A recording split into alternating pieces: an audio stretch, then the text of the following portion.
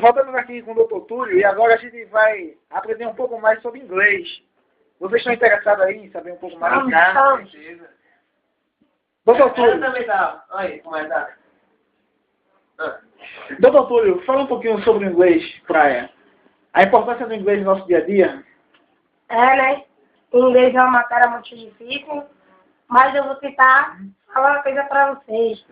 Inglês é uma daquelas palavras que nós possamos viajar para outros cantos, que alguém que não fala nossa língua português e a gente possa verificar, achar aqueles povos que falam inglês. Inglês tem uma palavra que eu sei muito, que é aquela palavra romana que diz oi, você, olá. E tem as cores também, né? Pink, rosa. Qual é a palavra mais fácil do inglês? Que qualquer criança pode aprender hoje em dia.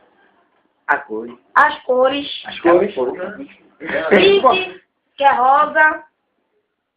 Yellow, que é amarelo. Grey, que é verde. De ontem.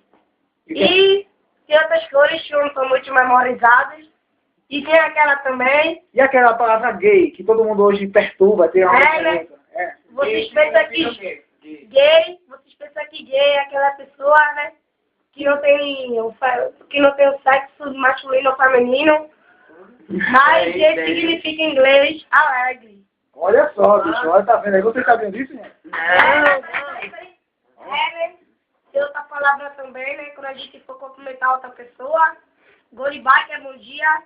Good day, que é boa tarde. E good night, que é boa noite. Muito bem, pô. E goodbye para vocês. Muito bem.